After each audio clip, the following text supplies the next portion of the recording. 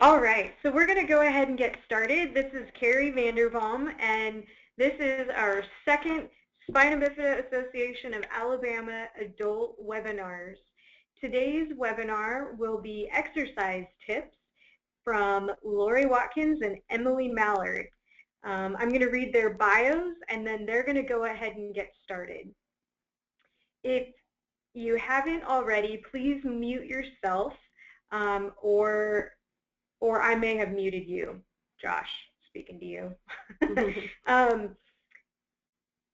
So Lori holds a Bachelor's of Science degree from Auburn University in Exercise Science, and then she received her Master's degree in Exercise Science from the University of South Alabama in Mobile. After graduating, Lori worked for several years in the cardiac rehab department in Montgomery, Alabama, where she wrote exercise prescriptions and oversaw educational sessions for cardiac patients. In 1996, she moved to Birmingham, where she continued to work in the clinical setting, performing treadmill tests and tilt table studies for a group of physicians. In 2000, Lori had the opportunity to change directions and become the assistant leisure director for a large Methodist church in Birmingham. So for over 10 years, she established the recreation and fitness programs through the church's leisure ministry programs. And then in 2010, she became the coordinator of athletics and recreation here at the Lakeshore Foundation in Birmingham, where she organizes recreation programs and events for youth with physical disabilities.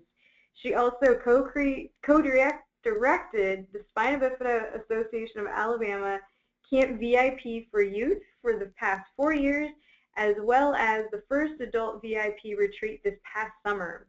So she's well qualified to be doing this session on exercise today. Emily Mallard holds a Bachelor's of Science degree from Samford University here in Birmingham. She began working for the Lakeshore Foundation in 2008, and upon graduating in 2009, she moved into a part-time role in recreation and full-time in aquatics shortly thereafter. She began working in aquatics with youth and adults with disabilities. She then moved into the role of youth aquatic coordinator in 2010, where she coordinates all the youth aquatic programming for ages 6 months and up. She also works with military groups as well as youth recreation events. She also has co-directed the Spina Bifida Association of Alabama Camp VIP for Youth for the past 4 years, as well as the first adult VIP retreat this past summer. So we welcome and thank both of them for taking their time to present this information. I'm going to pass it on to them. We're glad to be here with you guys today. We are going to talk about lots of different exercise tips, from just getting started on the exercise program to any goals to just specifics of equipment and location, all those different kinds of things.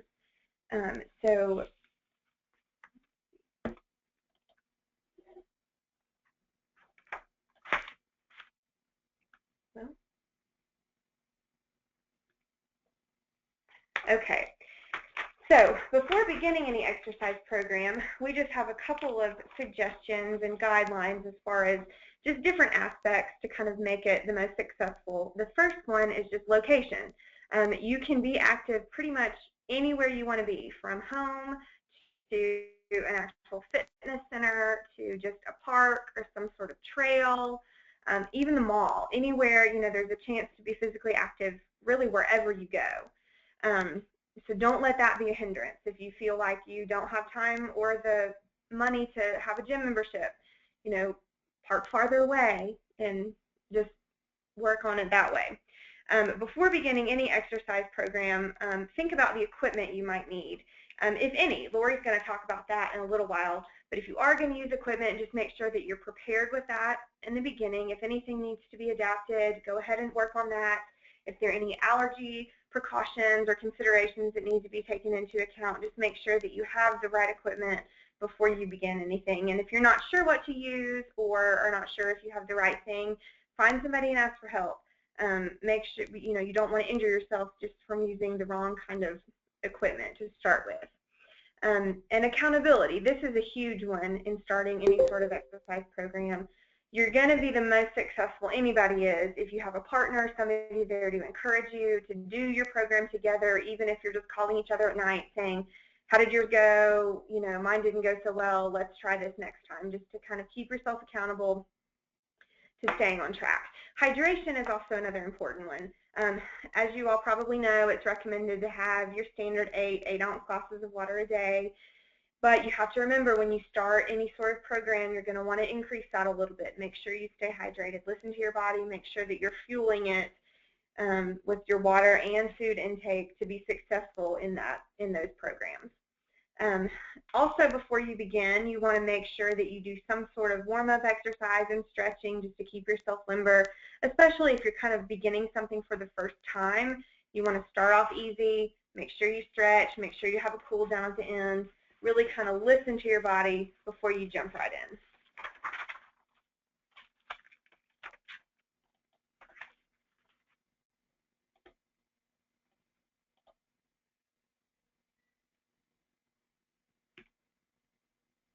Okay, some specific safety considerations to think about is you always want to make sure you consult a physician before beginning any type of exercise, just to make sure that you are safe to exercise, that there aren't any precautions or contraindications they want you to be aware of, to either tell the fitness provider that you're going to be working with, or just they tell you you don't need to be lifting this certain amount of weight, or vice versa, or anything like that. And also with this, if you begin something and something doesn't feel right, or you feel like you're doing it the wrong way, it's also okay to talk to your doctor then and make sure that they don't have any other guidelines, or just make sure that you're kind of staying on track. And as you guys already know, a lot of individuals with spina bifida have either a latex allergy or some sort of precaution. Nowadays, you can find any sort of equipment that is latex free. You may have to look around online. Most gyms will have some sort of variation to be able to use, but make sure that you kind of take note of that before you start anything as well. The next couple of ones are really important, especially if you're going to do any sort of exercise at home on your own. You want to make sure that you are really positioning yourself in a supported location. If you are in your chair, transferring to a different chair, you're going to do it from a standing position. You just want to make sure you take note of your posture, make sure you're supported, make sure that you're taking your breathing into account, kind of listening to your body, make sure that you're not rushing through everything, so that you can be the most successful. It is very important to remember that it's quality versus quantity. You don't want to rush into anything and just try to do all these repetitions incorrectly and hurt yourself. You want to make sure that you do it correctly. Again, if you want some help, ask for it. If you are not sure how to do a certain exercise, you can even look it up online, get a YouTube video or something to kind of look at the correct way to do it. You want to also make sure that you take adequate rest between sessions.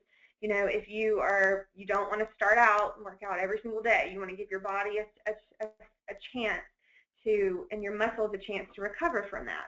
You're going to be using different muscles than you have before, so you want to make sure that you're, warming them up properly, warming them down properly, and you're not kind of rushing into anything.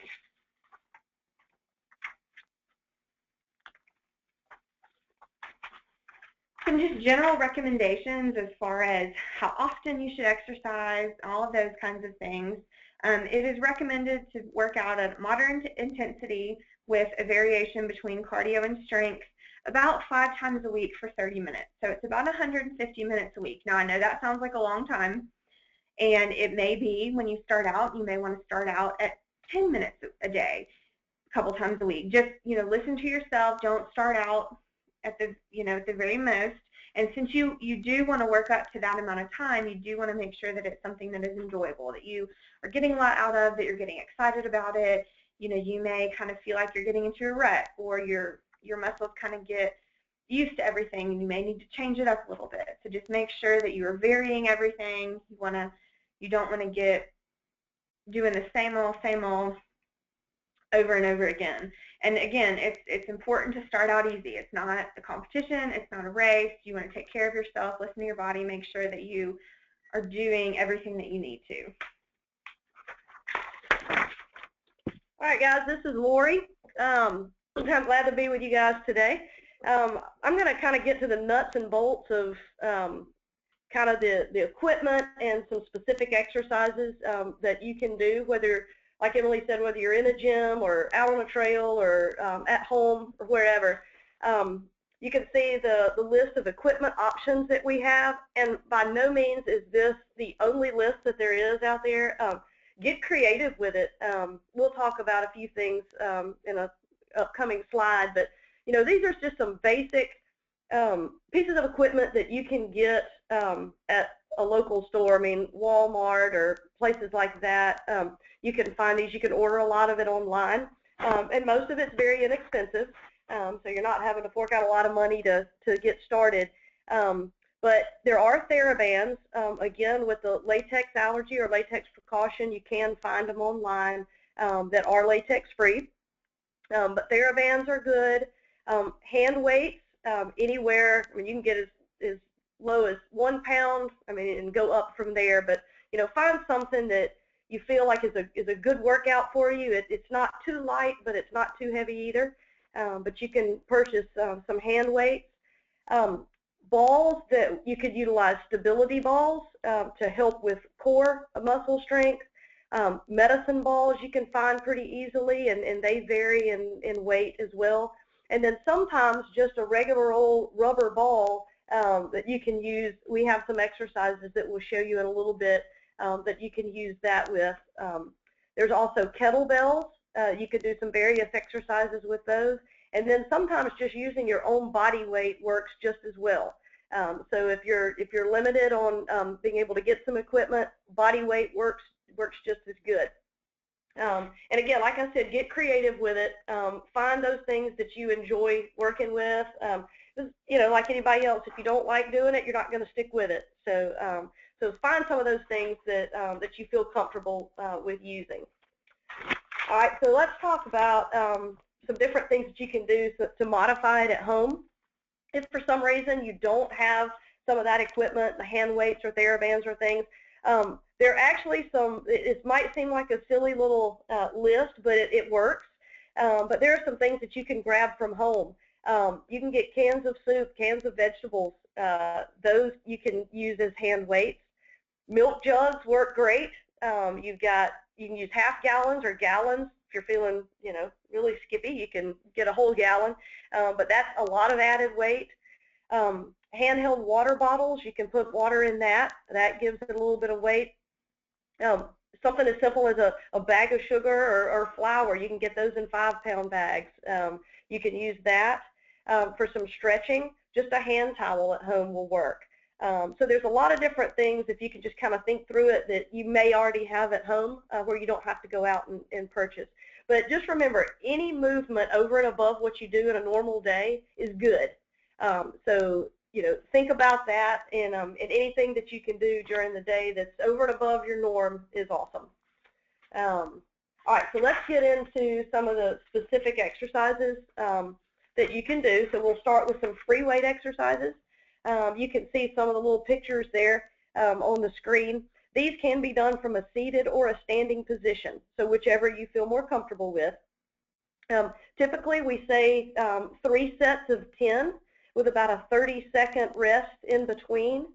Again, if you're first starting out, you may only want to do 1 set of 10 to start with, and then build up to 2 sets, and then get up to 3 sets of 10. Again, listen to your body. It's going to be your best way to know how you're improving and how you're feeling, and it'll tell you. But start out with something where you feel like afterwards you think, oh man, I really have done a workout, but not too much. Even if you have to start out and only do 1 arm at a time, that's fine. Start where you're comfortable, and then you can always build up from there. Definitely don't start out, and overdo it. You can look at, we've got the deltoid raise that's going to work, and the front raise kind of work together for your shoulders. Bicep curls, those are very easy to start with. They work the main muscles in your upper arms and shoulders. And then you have the overhead tricep extension. So you're getting a real good workout just between those 4 exercises. Now, people have always said, you know, what's the difference between building strength and building endurance with your muscles? Endurance comes in if you do high repetitions but low weight. So say you start out with 5 pounds, but you do 20 repetitions, you're going to build that muscle endurance. If you're looking at building strength, you're going to drop the reps down, but you're going to increase your weight. So you would do, say, maybe 5 reps at, say, 25 pounds. So kind of think about what your goals are and what it is you want to work on, whether it's endurance or strength. But either one of those that you choose, you're really just gonna tone your body, and that's what you want. That's what you want to do. You just want to work on those muscles and get some good tone with them. All right, so let's go into some TheraBand exercises. We've got 3 on here, and of course this is not the master list of these. There are a lot more out there. But again, with the TheraBand, that's where you want to make sure it's latex-free if you do have the latex allergy or precaution. And these are going to be a few that you can do with the TheraBand. Low back extension, you know, it shows where they have these underneath their foot. You can do that, or even under the foot plate of your wheelchair, something that's stationary. But the low back extension, you've got bicep curl, and then abduction and adduction. You can also bring that TheraBand up to your knees, and you can work that as well if you need to. Also listed on there is internal and external rotation, which is in your shoulder. You can attach one end to a doorknob or something that's stationary. Keep your elbow in close to your body, and then you're going to rotate your arm in and out. And that's one that a lot of people miss. It's real easy to do bicep curls and, you know, work on shoulder and stuff, but sometimes we forget that internal and external rotation. And that's good just for overall health, helping get stuff off of a shelf or opening a jar, things like that. That internal and external rotation will help that a lot. Now, exercise ball. This one is where you can really get creative. Just holding an exercise ball, it doesn't have to be a weighted medicine ball. It can be just a regular kid's ball. If you hold one in each arm, you can do arm circles with it. You can work on your hand dexterity by just taking that ball and squeezing it as hard as you can and then relaxing, doing that several times a day. You can pass the ball around behind your chair or around behind your back and to the front. You can do around your head, waist, all of that works on flexibility. You can stick the ball between your knees if you can and squeeze hard and then relax. Even dribble. You can dribble the ball next to your chair on both sides, and always remember to work both sides. Don't just work your right hand if you're right-handed. Make sure that left hand works as well. If you have a partner, you can do a partner pass. You can get up next to the wall and take that with right arm and then again with the left arm. Hold that ball up against the wall and with your fingertips roll it all the way up as high as you can stretch and roll it back down. And then you can also just up next to the wall or face the wall, pick a spot over your head and just bounce the ball off of it. So you've got your arms up over your head and you're working on that. So that'll be some great exercises for your shoulders. Now, again, that's not the whole list that's out there. There are a lot of things that you guys can do. And so I'm going to pass it back to Emily, and she's going to talk about some aquatic exercise options. So when we say aquatic exercise, it doesn't mean just swimming. I know a lot of times when people think of the pool, they think of, you know, I have to be able to swim, I have to be able to swim laps. And that's not necessarily what it means. You can even do exercises in the pool even if you don't know how to swim. So the one thing that's great about the pool is you can just use a lot less equipment. You know, if you're in a chair, you can get out of that. You can be free. You can be in a weightless environment where there are less restrictions. It's a lower impact. And this is also a good variation if you've been doing some things for a while and just really feel like you need, you know, a different environment or just kind of a different way to exercise, you're kind of in the pool, you get to use a lot of those different muscle groups, those opposing muscle groups, because everything in the pool is kind of opposite what it is on land. So that gives you kind of another way to work out some of those things. You can do anything from, you can do bicep curls in the pool. You can just use the resistance of the water to do, either walking, or you can put a belt on and do some deep water exercise. There are a lot of different options in the pool. One thing to make sure you kind of pay attention to is the pool temperature. If you want to do lap swimming and really get your heart rate up and do a lot of that cardio stuff, you want to make sure you're in a pool that's kind of in the 80s, between 82 to 84, even up to 86, just to make sure that you're not going to overheat yourself. This is where the water also plays into an account. You may think you're not sweating, but you are, so you want to make sure that you supplement extra water when you're in the pool. If you want to just get in and do some kind of strength building exercises or really relax everything and do more of those lower impact, lower cardio activities, you can get in a warmer pool if you have access to that, anywhere from 92 to 95 degrees. Again, if there's only one water temperature, that's okay. Just kind of play with what you feel like you can do. Just make sure that your heart rate's not getting too high and that you're not overheating. There are some other considerations to take into account with the pool, as far as blood pressure and those kinds of things. So again, going back to talking to your doctor, just make sure that you tell them what kind of program you're going to do. Usually if you're in a pool, there's going to be some sort of staff around to help you with that and kind of orient you to the facility for the first time and ways to get in and out of the pool and different things that you can do for you so that will be a successful and positive experience. And the last thing we want to talk about are just overall goals. I think a lot of people often forget about this when they think of a program. They start it to either just get in shape or lose weight or things like that, and there really aren't things that are kind of specific. So we would encourage you guys to just write it down.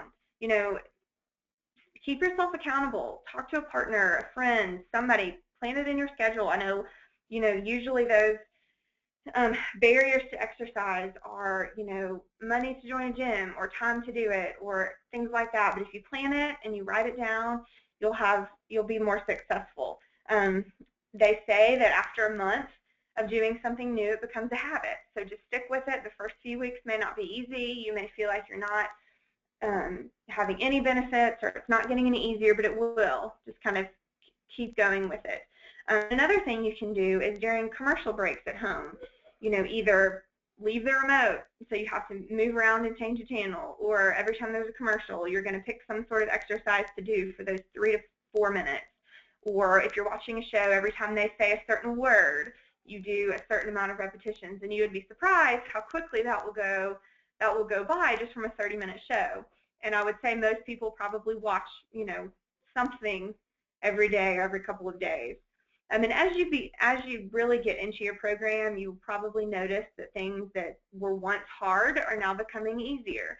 So that's where you need to kind of increase that weight and your resistance. And this is where writing it down really helps. If you have kept track of what you're doing and how many repetitions and how long it took you, 3 months down the road, you can look back and say, well, look how far I've come. Look what I couldn't do then that I can do now. Or, oh, I've done these 2 exercises for a long time. Let me change it up and figure out something else I can do. Just to kind of hold yourself accountable and have something to look back on. And then just make it a commitment. Have it, like we said, something that you enjoy doing. Figure out something. If you don't want to do weights, figure out something else that you do want to do. Turn it into a social thing. Just keep it fun and exciting. Yeah, and you may find out that as you start working out too, you may hit what we call a plateau where, you've been doing X amount of weight for, 2 or 3 weeks and, you're not seeing any gains or whatever. Our bodies sometimes just get in tune to that, and so that's a great point to change it up a little bit and kind of jog your body into realizing that you're exercising. So if you've been, doing weight training for a period of time, change it up and find a trail outside and go, push in your chair or walk the trail for a little bit, or find a pool and do something, you know, a little bit different than the norm, so that your body can kind of get back into reaching those goals and improving.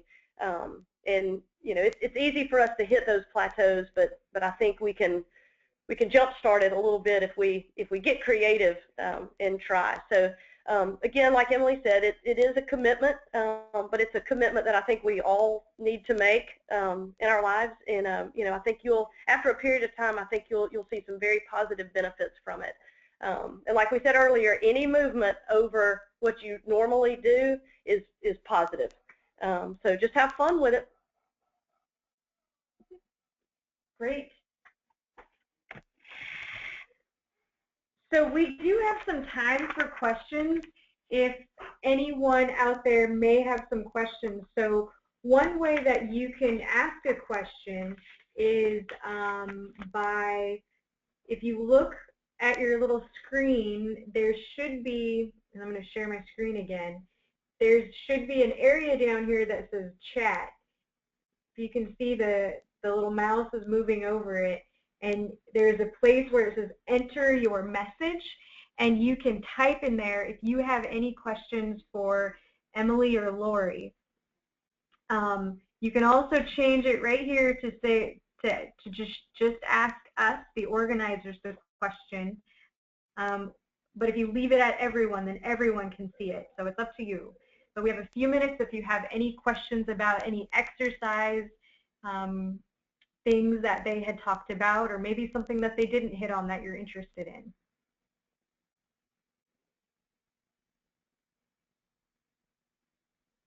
We'll give you about a minute. If you do have any questions, go ahead and start typing. Or else, if we don't see anyone typing within the next minute, we'll go ahead and end the webinar.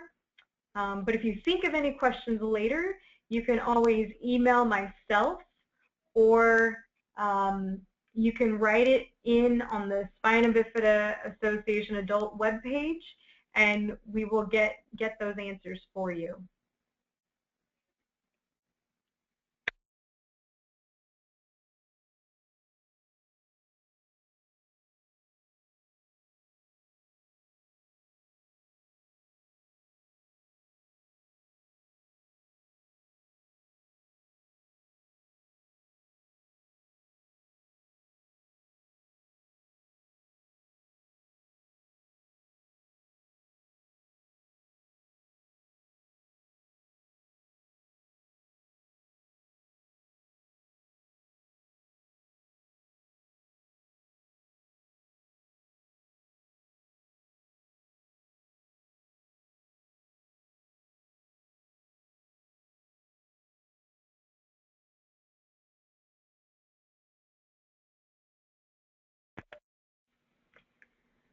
All right, it does not look like we have any questions, so we're going to go ahead and end the webinar.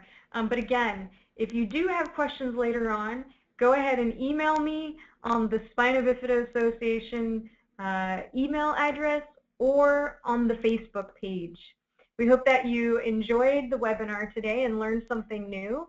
I will be archiving this webinar, and you can pass the link on to any friends that you think might be interested in it, or if you just want to re-listen to it to learn if tips that were given, you'll be able to do that at any time you would like to. Thank you so much for your participation, and look for the email about, or the Facebook posting about the third webinar and the topic, and that will be posted within the next couple of weeks.